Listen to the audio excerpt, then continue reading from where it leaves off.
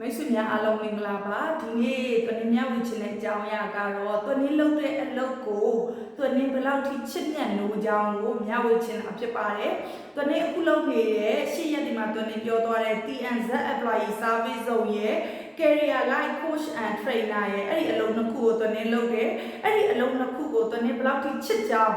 တွင်ဘယ်လောက်ထိမြတ်လို့ကြောင်းဒီဗီဒီယိုမှာတွင်ပြောပြမှာဖြစ်ပါတယ်တနေ့လုပ်ငန်းကိုတနေ့အရင်ချစ်ရတဲ့အကြောင်းရင်းမျက်နှာရတဲ့အကြောင်းရင်း၃ချက်ရှိတယ်။အဲ့ဒါနံပါတ်1ကပါလဲဆိုလို့ရှိရင်တနေ့အခုလက်ရှိလုပ်နေတဲ့အလုပ်ကတနေ့လူပေါင်းများစွာကိုကူညီနိုင်တဲ့လုပ်ငန်းဖြစ်တယ်။လူပေါင်းများစွာကိုကူညီနိုင်တဲ့အလုပ်ကိုတနေ့လုပ်နေတဲ့အတွက်ကြောင့်တနေ့လက်ရှိဒီလောကီမှာလည်းပေါ့နော်တနေ့အတွက်အဆင်ပြေတဲ့အောင်မြင်တဲ့ပြီးရင်နောက်ဘဝများရှိခဲ့မယ်ဆိုရင်လည်းအဲ့ဒီဘဝတွေမှာတနေ့အခုလူတွေကိုကူညီတဲ့အကျိုးကျေးဇူးကပြန်ဆန်စားခံစားရမှာဖြစ်တယ်ပေါ့နော်အဲ့ဒီအတွက်တနေ့လုပ်တဲ့အလုပ်ကနဘဝလုံးကောင်းစားတဲ့အလုပ်ဖြစ်တဲ့အတွက်တနေ့အလုပ်ကိုတနေ့ချစ်မြတ်လို့ပါတယ်လို့ပြောချင်ပါတယ်နံပါတ်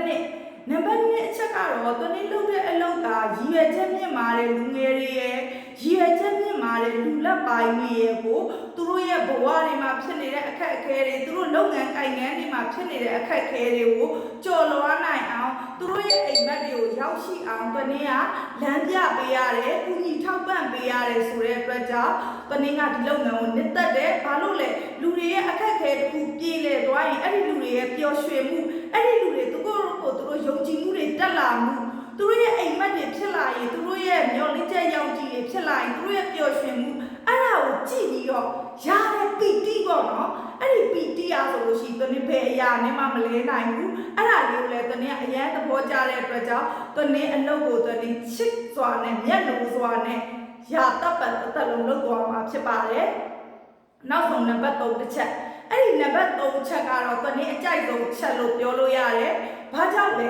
လူတွေရဲ့အိမ်မက်တွေလူတွေရဲ့အနာဂတ်တွေလူတွေရဲ့ဘဝတွေလူတွေရဲ့အလုပ်တွေကိုတနေ့ကအောင်မြင်အောင်လမ်းညွှန်ပေးရတယ်အောင်မြင်အောင်ကူညီထောက်ပံ့ပေးရတယ်ဆိုတဲ့အတွက်သူတို့ရဲ့ရည်ရွယ်ချက်တွေအိမ်မက်တွေသူတို့ရဲ့အနာဂတ်တွေသူတို့မျှော်လင့်ထားတယ်လို့ဖြစ်လာပြီဆိုရင်သူတို့ကတနေ့ကိုချစ်ကြတယ်ကျေးဇူးတွေတင်ကြတယ်တနေ့ကိုလေးစားကြတယ်အဲ့ဒီလူအများရဲ့ချစ်ခင်လေးစားမှု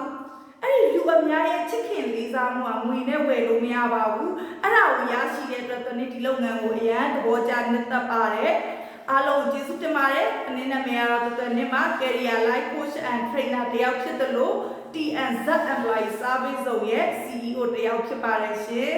အားလုံးကျေးဇူးတင်ပါတယ်ရှင်လိုအပ်တဲ့လူတိုင်းကိုလမ်းညွှန်ပေးဖို့အမြဲတမ်းအစဉ်သင့်ရှိကြတယ်အားလုံး